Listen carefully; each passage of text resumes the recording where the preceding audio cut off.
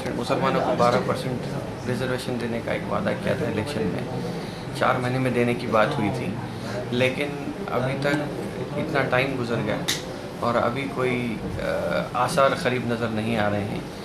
अलबत्ता सुदीर कमेटी बिठाई गई, उसका भी 2 बार एक्सटेंशन हुआ है और अभी 6 महीने में एक्सटेंशन हुआ है। तो हम लोग गुज़िश्ता नवंबर से ये 12% रिजर्वेशन के लिए एक तहरीक शुरू की है, बल्कि अवेयरनेस कैंपेन शुरू किए। मैं तेलंगाना के पूरे डिस्ट्रिक्ट्स फिर चुका हूँ और लोग, हर पार्टी का आदमी ये चाहता है कि 12% रिजर्वेशन पे जल्द से जल्द अमल हो, लेकिन अभी फ़िल वक्त चूँकि मसला ऐसा है कि असेंबली में सिर्फ कांग्रेस पार्टी ये 12% के इशू को लेकर ज़्यादा धूम मचाई है। तो मैं समझता हूँ कि आज जो अवेयरनेस कैंपेन किया है कांग्रेस की तरफ से शुरू किया गया है, उसी के सिलसिले में चूँकि मैं एक कैंपेन चला रहा हूँ as a non political entity, मेरे को यहाँ पे मदऊ किया गया है। मैं यहाँ आके कैंपेन पे साइन किया हूँ। अब यहाँ पे 20 दिन का प्रोग्राम है कांग्रेस का, 10 लाख सिग्नेचर्स कलेक्ट करने का इरादा है।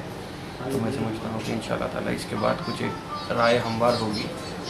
मसला ये है कि हम ये चाह रहे हैं कि हमारी पूरी कैंपेन जो थी, जो सियासत की तरफ से जो कैंपेन चली थी, उसमें ये था कि हम ये चाह रहे थे कि बीसी कमीशन के ज़रिए अगर मुसलमानों को रिजर्वेशन देते हैं तो वो एक पूरी हिंदुस्तान में एक तेलंगाना रियासत पहली रियासत बन जाएगी। इसकी नज़ीर बन के पूरे मुल्क में एक धूम हो सकती है रिजर्वेशन की। लेकिन सलाहकार हैं या जो भी उनके एडवाइज़र्स हैं केसीआर साहब के, वो चाहते हैं कि सुदीर कमेटी की रिपोर्ट को लेके असेंबली में मंजूर किया जाएगा, उसके बाद सेंटर को भेजने की बात कही जा रही है।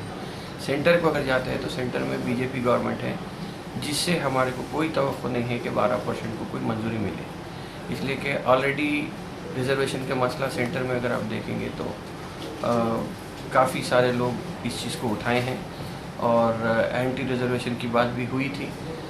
तो मैं ये चाहता हूँ कि यहाँ पे बीसी कमीशन के ज़रिए अगर रिजर्वेशन दिया जाता है, इंक्लूडिंग मुसलमान और एसटीज़ को, जो वादा किया गया है उस पर अमल होना है, तो बीसी कमीशन के ज़रिए अगर हमें मिलता है तो ये बहुत बड़ा फ़ायदा हो सकता है।